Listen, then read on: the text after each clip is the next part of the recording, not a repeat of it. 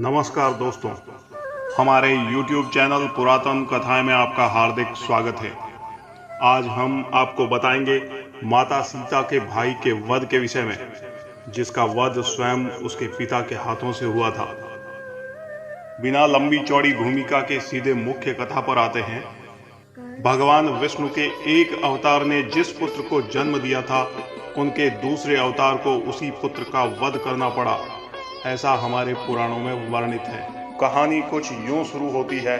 श्री कृष्ण अपनी 8 रानियों रुक्मणी, जाम्बवती, सत्यभामा, कालिंदी, मित्रविंदा, सत्या, भद्रा और लक्ष्मणा के साथ द्वारका में सुखपूर्वक रह रहे थे कि एक दिन उनके पास देवराज इंद्र ने आकर प्रार्थना की, हे कृष्ण, प्राग्ज्योतिषपुर के दैत्यराज भौमासुर के अत्याचार से देवतागण त्राहि त्राहि कर रहे हैं।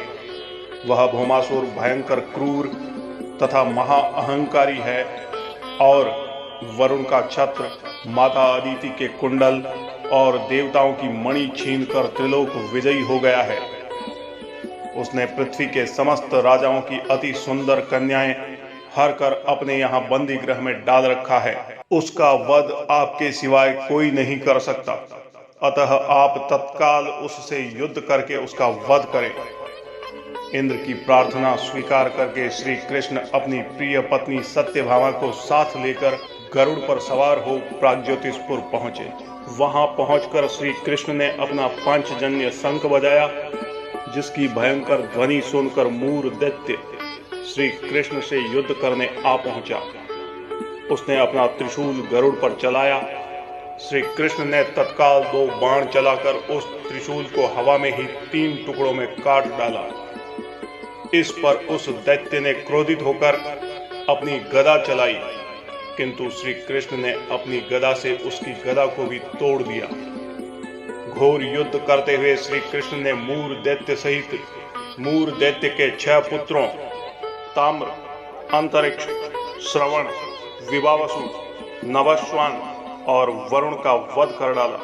मूर दैत्य का वध हो जाने पर भौमासुर स्वयं अपने अनेक सेनापतियों और दैत्यों की सेना साथ लेकर युद्ध के लिए निकला। गरुड़ अपने पंजों और चोंच से दैत्यों का संहार करने लगे।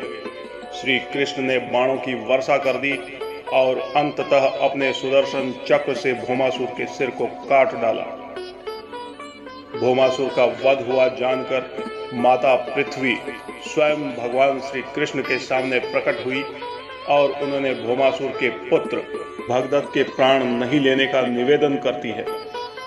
श्री कृष्ण ने माता पृथ्वी के निवेदन को स्वीकार करते हुए भौमासुर के पुत्र भगदत्त को प्राण दान दे दिया।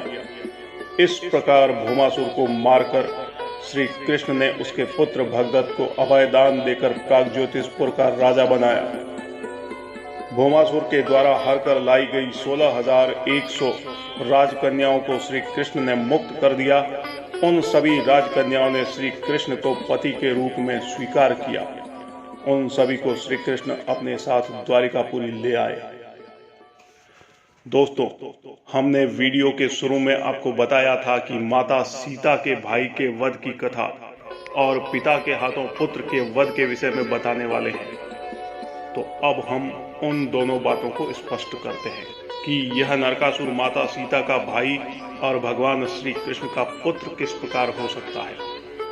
नरकासुर पुराणानुसार एक प्रसिद्ध असुर था, जिसे पृथ्वी के गर्भ से उत्पन्न विष्णु पुत्र कहा जाता है। यह वराह अवतार के समय भगवान विष्णु द्वारा पृथ्वी के स्पर्श से उत्पन्न हुआ था, जब भगवान विष्णु ने हिरण्याक्ष का वध करके पृथ्वी का उद्धार किया था। अतः यह पृथ्वी का पुत्र था। पृथ्वी में से उत्पन्न होने के कारण उसे भौमासुर भी कहा जाता है।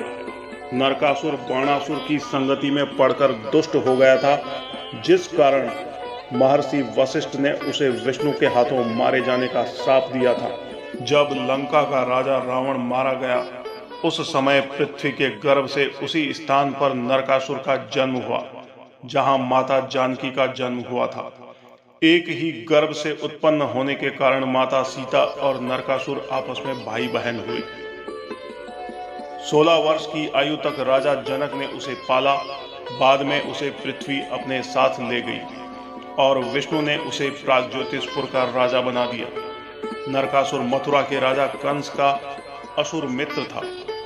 विदर्भ की राजकुमारी माया से उसका विवाह हुआ और विवाह के समय भगवान विष्णु ने उसे एक दुर्भेद्य रथ दिया था और इसी विदर्भ की राजकुमारी माया के गर्भ से नरकासुर का एक पुत्र उत्पन्न हुआ जो महाभारत के युद्ध का एक प्रमुख चरित्र था, जिसके विषय में हम आपको अगले भाग में बताएंगे। तो दोस्तों, हमारा आज का यह अंक आपको कैसा लगा? कमेंट्स बॉक्स में अपनी प्रतिक्रिया के साथ लाइक करके अनुग्रहित करें तथा हमारे YouTube चैनल पुरातन कथाएं को सब्सक्राइब करें, शेयर करें। धन्यवाद।